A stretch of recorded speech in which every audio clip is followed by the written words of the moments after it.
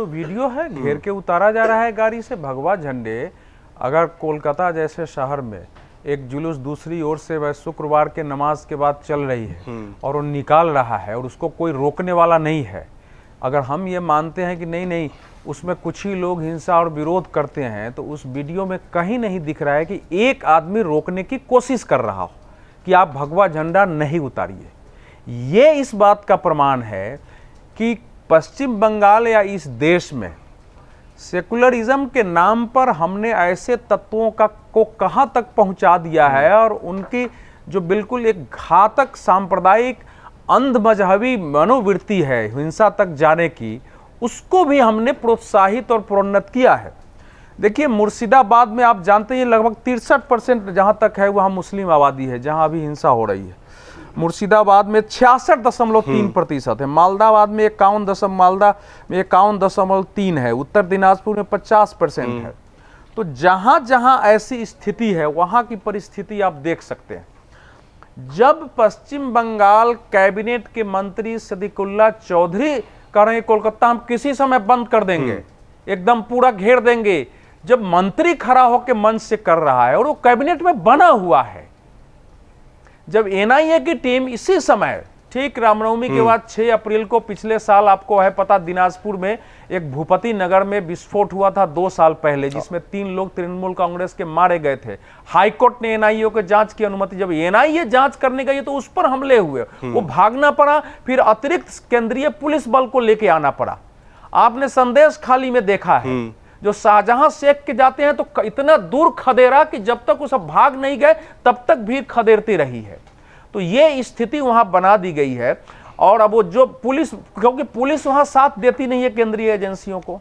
जब 2019 में कोलकाता के पुलिस आयुक्त राजीव कुमार के यहाँ जो छापा पड़ा था और सीबीआई और बाकी गई थी, तो ममता बनर्जी स्वयं वहां पहुंच गई थी। और उसके बाद से क्या परिस्थिति है, अब मुस्लिम वोटों के लिए हमारे देश की समस्या यही रही है कि चाहे वो टेररिज्म का मुद्दा हो, चाहे वो घातक सांप्रदायिकता का मुद्दा हो, सेकुलरिज्म का जो व्याख्या वोट बैंक की दृष्टि से रही है ना, उस दृष्टि से पॉलिटिकल पार्टियां कोई कम या ज्यादा राजनीति करती रही है।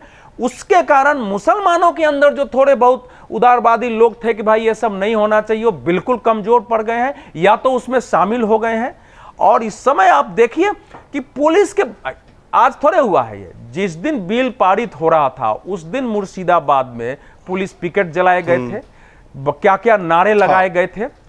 अगर उस दिन भी सरकार सक्रिय होती तो नहीं है। जब शुक्रवार के नमाज के बाद पूरी घोषणा है all India Muslim personal law board, क्योंकि देश भर में विरोध होगा, उसकी आधार भूमि है मुर्शिदाबाद में। मोटा मोटी भले खबर नहीं, रामनवमी के जुलूस लगभग नहीं निकले, इतना सीमित कर दिया कि यहां से वहां तक जाइए 10 लोग 15 लोग निकाल दीजिए, और वो डर के मारे नहीं निकला है।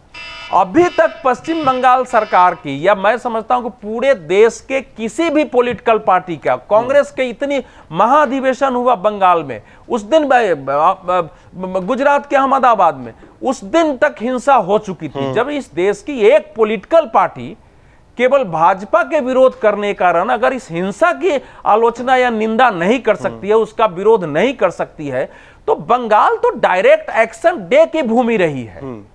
बंगाल में डायरेक्ट एक्शन डे वही हुआ था जहां गांधी जी को जाके अनशन करना पड़ा था। और उस समय नोआखाली भी बंगाल में ही था। वहां बहुत कुछ हो चुका है बंगाल में। तो ये एक साफ दिखती हुई मनोवृत्ति है कि आप जानबूझ करके, कहा जा रहा है कि हम 1986 का शाहबानो दोहराएंगे। कल तो भाषण हो रहा था चारों तरफ कि शाहबानो में हमने एक बार दबाव डाला फिर नहीं हुआ है। तो एक परिस्थिति बना दी गई है, लोगों को भड़का दिया गया है, हिंसा देश में बढ़ रही है। पश्चिम बंगाल ने प्रस्तुत किया है कि अगर मुसलमान आक्रामक होकर हिंसा करते हैं तो पुलिस और सरकार उनके सामने कुछ करने की स्थिति में नहीं है। इसके परिणाम दूसरे राज्यों में भी आ सकते हैं। ठीक है। अगर आप ये वीडियो YouTube पर देख रहे हैं तो हमारे चैनल को सब्सक्राइब कर बेल आइकन दबाएं, और Facebook पर देख रहे हैं तो हमारे पेज को लाइक करें। 8 मिलियन प्लस सब्सक्राइबर, आपके इस भरोसे के लिए बहुत धन्यवाद।